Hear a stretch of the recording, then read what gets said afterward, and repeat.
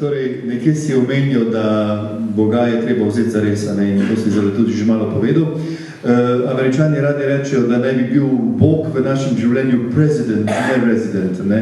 Se pravi, to je pa velika razlika, se pravi, predsednik, ne samo prebivalec. Ne? Na kakšen način ti, se pravi, ko upodabljaš te like, na kakšen način ti dovoljuješ, da je Bog president v tvojem življenju?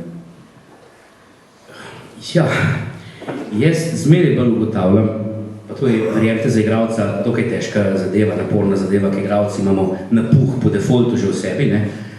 Če govorimo o napuhu, lahko že tamle omenjam anekdoto, se je zgodila pred kakšno urco, ne.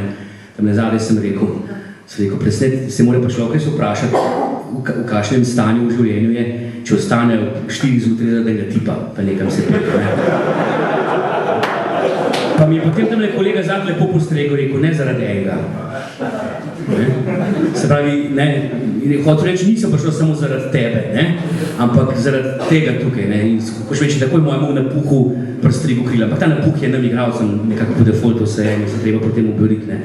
Ampak hočem reči to, da zmeraj bolj spoznavam, kako sem samo prevodnik tega, kar se dogaja, tega, kar počnem. Jaz še zdaj po 6 letih, po skoraj 250 recimo predstavah Evangelija, moram reči, samega sebe znova nagovorim, ko dam predstavu.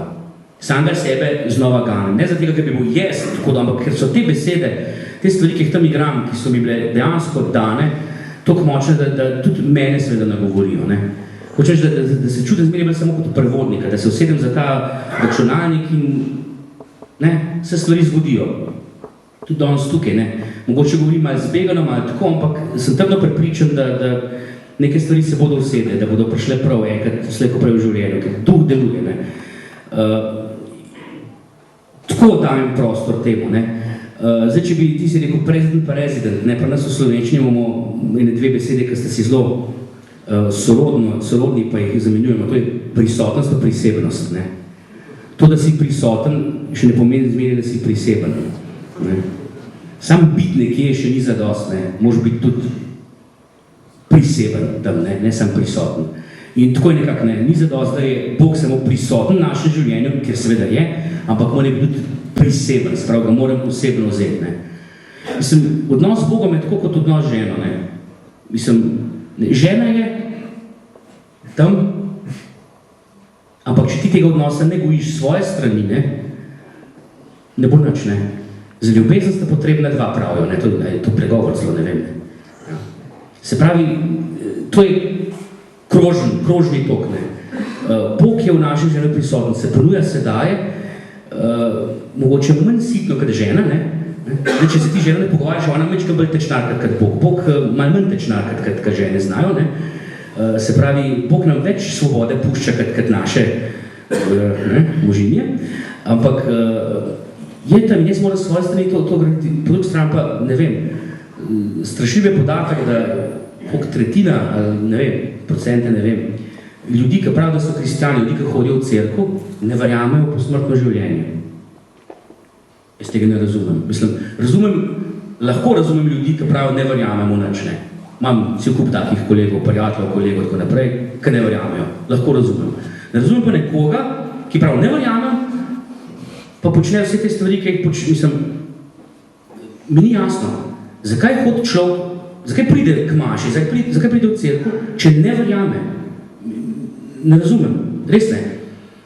In ta neracionalnost, iracionalnost pravzaprav, ne, je nekaj, kar je zmeraj bolj prisotno v našem življenju. Počnemo nekaj stvari, ki jih samo zato, ker ne vem zakaj, no?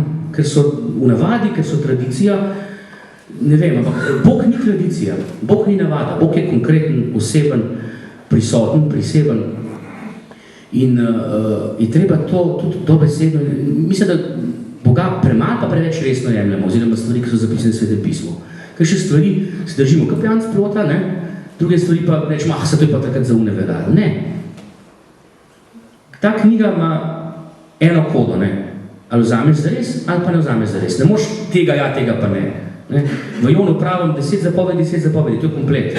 Ne možete vzeti ene zapovedi stran, ne?